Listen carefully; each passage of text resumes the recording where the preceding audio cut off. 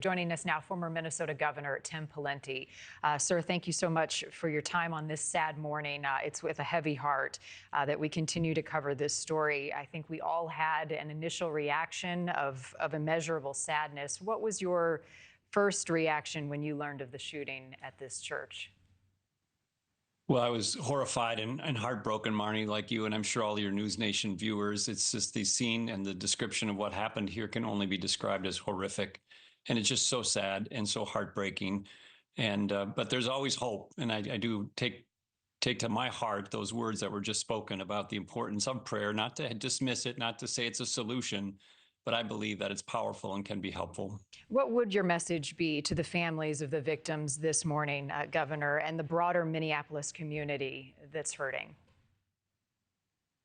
Well, first of all, our hearts and prayers do go out to the families in this whole community. My state is hurting, but in particular, the community of that school and that church and surrounding area is particularly hurting. So we can do so much in terms of our food or prayers or help or encouragement and the vigils that might take place.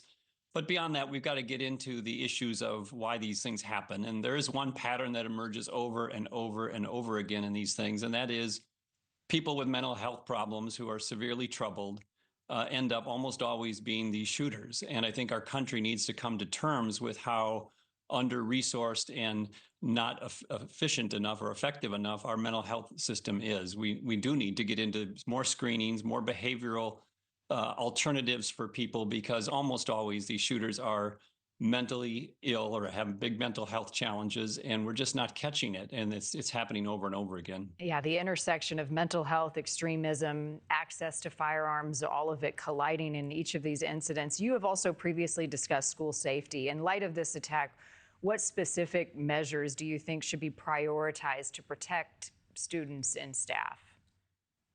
Well, the country and local school districts included have taken steps to harden schools, but they haven't gone so far as to turn them into, basically military facilities, nor should we. But I do think there are some common sense steps, particularly for schools. And again, I'm not saying that would have prevented this incident, but to have the ability to have, physical safety, maybe security personnel on site, and that could help. It's certainly not a panacea, but it could help. And many schools have done it. Other schools are lagging behind. How about behavioral threat assessments in schools? Is there more that we can do in our states and as a nation to address that earlier when you look at, ways to prevent? Yes, and again, not always, but oftentimes these are young people who are isolated, disenfranchised, angry, delusional, and have other mental health challenges, and they tend to be sort of mid-late teens to mid-late 20s, not all of them, but a bunch of them. And there's a whole movement afoot in this country about how do we better address isolated, angry, prone to violent, mentally ill people. And it's going to take some resources, and it's going to take a more aggressive screening mechanisms in schools, in hospitals, with law enforcement, in the community. And we're just not doing it. We're not doing it probably 1/10 of what we should be doing it in this country. And that's not just about shootings. It's about the mental health and well-being of our country and our people more broadly. Yeah, and each time it becomes more and more apparent that we need to do more. What also does this say about the current climate in the U.S., given some of what we're learning about the shooter? Well, I think we're having a convergence of a bunch of things, as you mentioned, one of which is the biochemistry or mental health makeup of these individuals with social media and a hysteria industry and a conspiracy industry, and these things all merge together.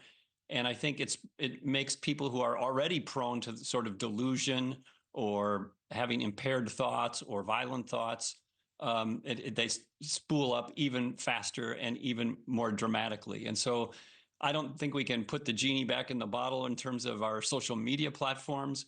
But I do think on the mental health side, I mean, this turns out to be somebody like everybody else that we've seen, or most other people in these shootings. There were early signs of lots of mental health problems, and it'll be interesting to see who ever flagged it or who tried to intervene. And hopefully the answer is somebody, but it may be nobody, and that underscores the problem. Thank you for watching. Subscribe below and download our NewsNation app right now on your phone, and you will get fact-based, unbiased news for all Americans.